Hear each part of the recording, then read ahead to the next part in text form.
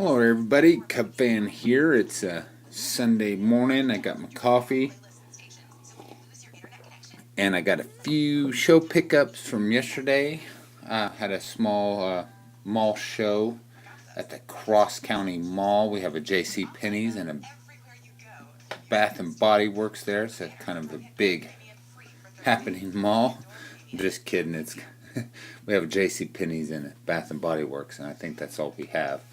But about 2 to 3 times a year they have a small little show, and it's usually the same kind of dealers there, and usually not a lot of stuff there. But a guy I know that usually sets up there told me he was bringing a bunch of 64s. Didn't really know what he had, so he wanted me to come check it out. So it's about 10 miles away, so I went by there to check it out, and he actually didn't have anything I was looking for.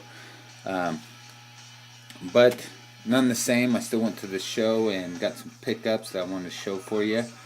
And first, I want to start with these two beauties. The Sandberg from the 88 starting lineup, and I didn't have this one. I have the 89, but I did not have the 88. And I was able to pick up the Hawk as well too. I know Ground Chuck likes this one because he has this one on his desk when he shoots his videos. But I thought these were pretty cool, and I was able to pick up both of these for $10. So I was real happy about that.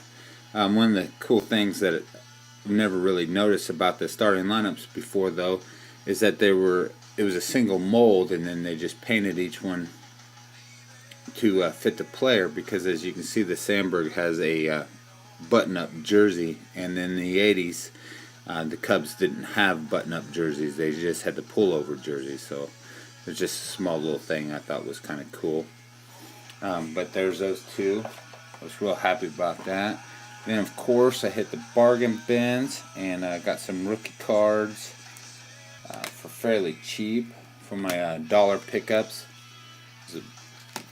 Pick up the update Eric Hosmer, and I was real happy to pick this up because I did not have an Eric Hosmer rookie, and I really thought I needed this one. I wanted this one. I really think this guy's a hell of a ball player, and I think he's going to have a great career. So had to pick up the Eric Hosmer. And then at the same table, he had the Mike Moustakas as well, and I didn't have this one either, so I went ahead and picked that one up as well too. And I'm really starting, now correct me if I'm wrong, I'm really starting to think that the 2011 update series is probably the greatest update series ever produced, just because the rookie card class in 2011 was phenomenal, because that's the year with the Trout. There's the Trout, the Hosmer, of course. There's the Altuve. There's the Rizzo. I just believe it's just an unbelievable class of rookie cards in that 2011 update series, and I just think it's really cool. Well, there's those. And from another table, 2015 Topps Update, Carlos Correa. Real happy to pick that up. I already have a couple, but I mean, when you see that for $1, I mean, the guy is just having a phenomenal year again this year. And then picked up another Javi Baez from, I believe this is 2012 Bowman. That's his first Bowman card. Not a rookie card, but his first prospect card. Thought that was pretty cool. But this guy is actually tearing the ball up right now. And once again, correct me if I'm wrong, but I think Javi Baez right now is the most exciting player in baseball. This guy is such a slick fielder, probably has the quickest and smoothest tag at second that I've ever seen. And he's got such tremendous power, and he swings so violently that he just commits murder to every baseball that he hits. So it's just, I just think he's really coming in his own. He's still really young, so I'm really excited about watching him grow.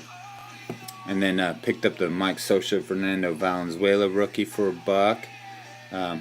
kind of off on centering, but I mean, this is a iconic card, and I just really, can't pass those up for a buck.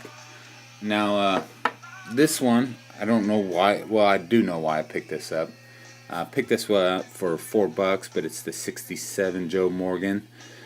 And this was actually from the guy I know that had the table with all the '64s, and he's a guy that's been doing this show since the late '90s, and I've actually set up with him for quite a bit of years, and he really doesn't ever bring anything good to the shows. I mean, this guy's got an unbelievable collection, unbelievable vintage collection, but he just kind of always brings like stuff he wants to get rid of. So he brings like wax boxes of '90 Upper Deck and '91 Tops, and just kind of brings his junk stuff. And I felt bad because I went to his table. He didn't have what I was looking for, so I just kind of really searched and went through everything he had so I could at least find something that I could at least buy off of him. And so I just decided on the Morgan. The Morgan was $4. It's a decent looking card.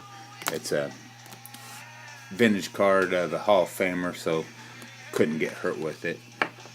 And then my last pickup is I picked up the Ichiro Suzuki from 2001 Tops. And shame to say, I did not have one of these, and I just had to have one. So I picked this up for $4 as well too. Not too bad on this card. I think it's like an $8-9 card. Used to be a monster card, but he's deflated a little bit in popularity, but I mean, still with over 3,000 hits, and if you combine his Japanese records as well too, he's well over 4,000 hits. Just a phenomenal player. Just what he's been able to do and come over here and do after playing in the Japanese league for what I think he played 7 years or so. Just a phenomenal player. We'll never see one like him again, I don't think. But yep, there it is. I hope everybody had a good weekend. And forgot my buddy that I got the Joe Morgan from. He threw in this pack of '91 Fleer. Wasn't too excited about it, but this is probably the ugliest set ever put together. Just the yellow, but there's a Boggs right there. Andy Van Slyke, hell of a player in the 80s. And there's a Mad Dog, so not a complete waste. But yeah, there it is. Hope everybody enjoys the rest of your Sunday, and thanks for tuning in.